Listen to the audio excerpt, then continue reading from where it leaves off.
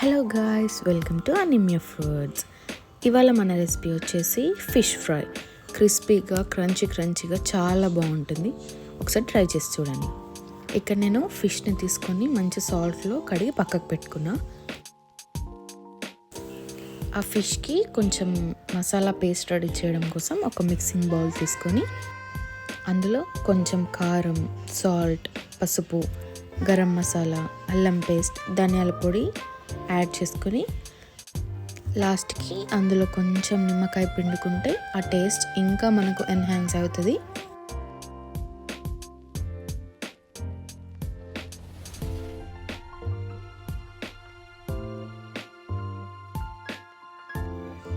మనం నిమ్మకాయ పిండుకున్న మిక్చర్ మొత్తాన్ని కొన్ని వాటర్ వేసి కొంచెం ఆయిల్ వేసుకొని మిక్స్ చేసుకోండి.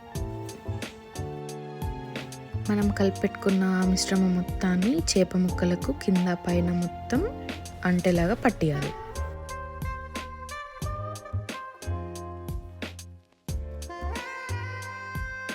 ఇక్కడ మీకు వీడియోలో చూపిస్తున్న విధంగా మీరు మొత్తం చేప ముక్కలకు ఆ మసాలా పట్టియాలి.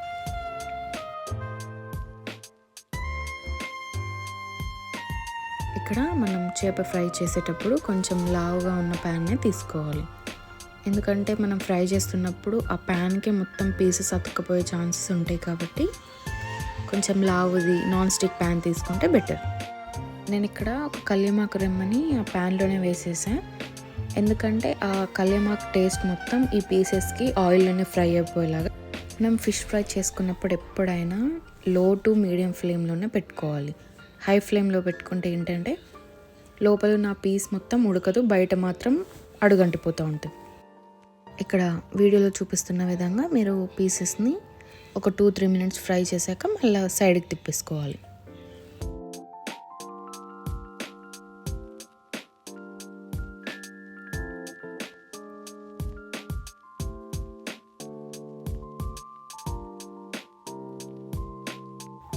ఇక్కడ వీడియోలో చూపిస్తున్న విధంగా ఆ ఫిష్ మొత్తం కలర్ చేంజ్ అయిపోవాలి.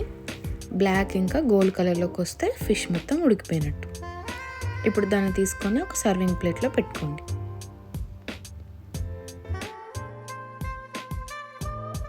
అదేవిధంగా మిగతా పీసెస్ అన్నీ కూడా అంతే లో టు మీడియం ఫ్లేమ్లో పెట్టుకొని 2-3 మినిట్స్ ఫ్రై చేసుకోవాలి.